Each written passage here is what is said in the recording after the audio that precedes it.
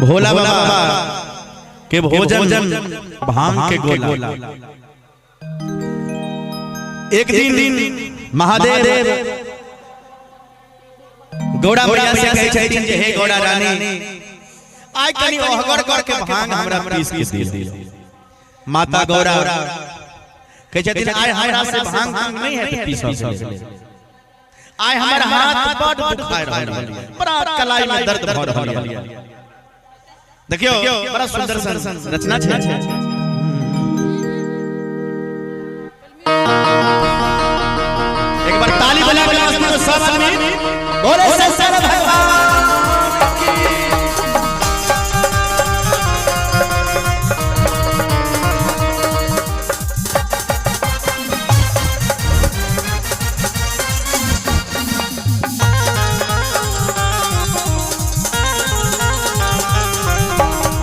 नहीं खाए बुआ में नहीं बिसरी भलाई एक गौड़ा नहीं खाए बुआ में नहीं बिसरी भलाई नहीं खाए बुआ में नहीं बिसरी भलाई। चाची एते सुंदर भजन बनल छै ताली जरी बंदी निकला के हां यहां से बजा दे हिनका सबसे चर्चा लागै छै ओ बाबू की कहू नहीं खाए बुआ में नहीं बिसरी भलाई नहीं खाए बुआ में नहीं बिसरी भलाई नहीं खाए बुआ में नहीं बिसरी भलाई ले के पिला एक गणेश के मम्मी बोला ना एक गणेश के मम्मी बस सावर रखिया बना एक गणेश के मम्मी बस सावर रखिया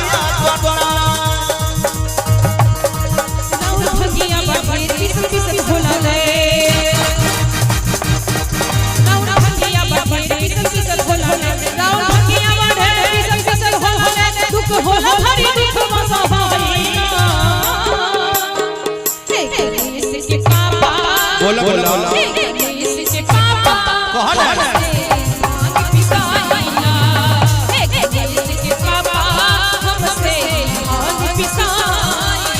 एक गणेश के मम्मी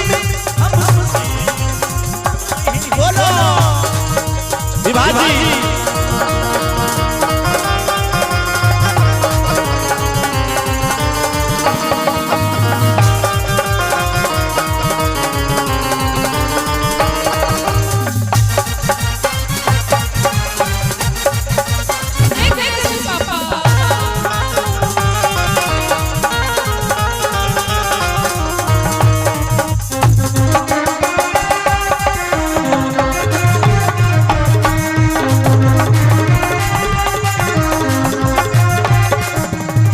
नहीं खाया बुआ भलाई बिसरे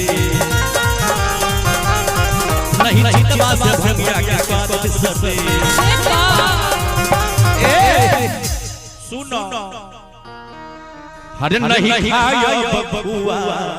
मलाई बिसरे जे स्वाद भंगिया में हो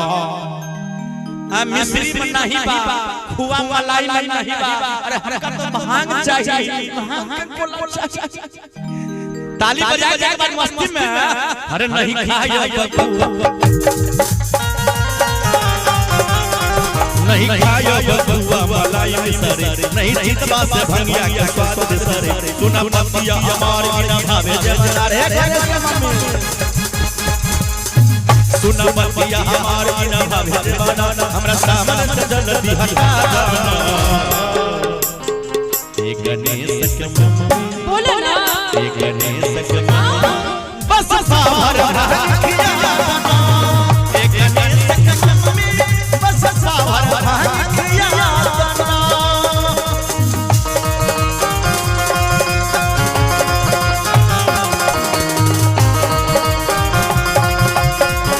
हम सब बोलियो हर हर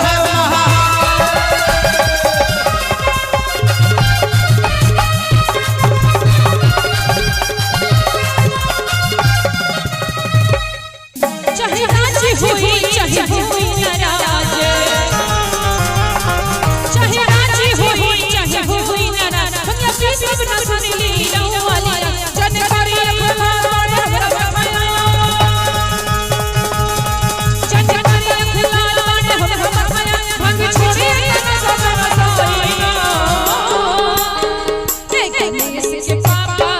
बोलो बोलो गणेश के पापा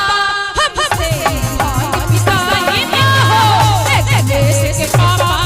हमसे भांग पिसाई ना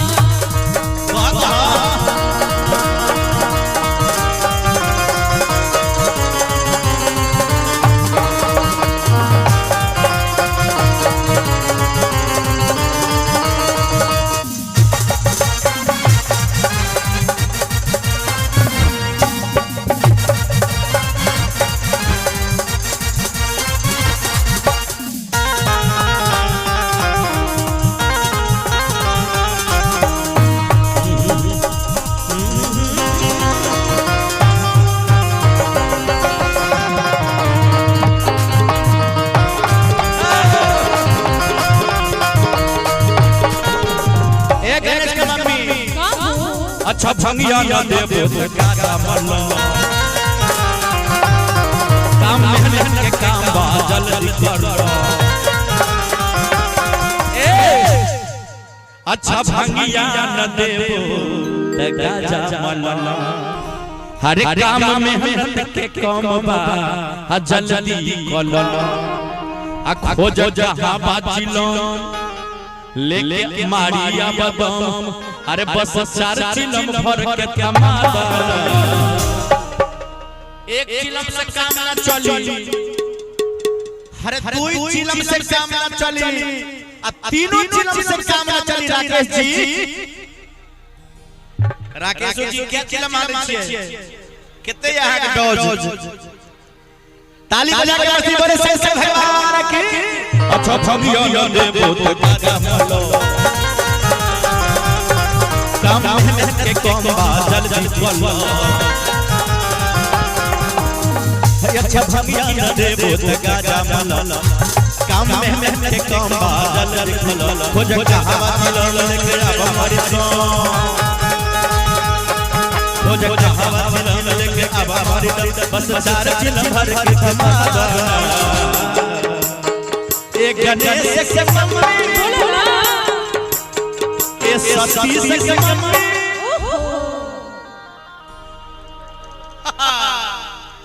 ए राजू के मम्मी ए छोटू के ए डुगू के मम्मी ताली बजा के मस्ती में हे डुगू के मम्मी ओ ससा भर एक गणेश के मम्मी बस बाहर नहीं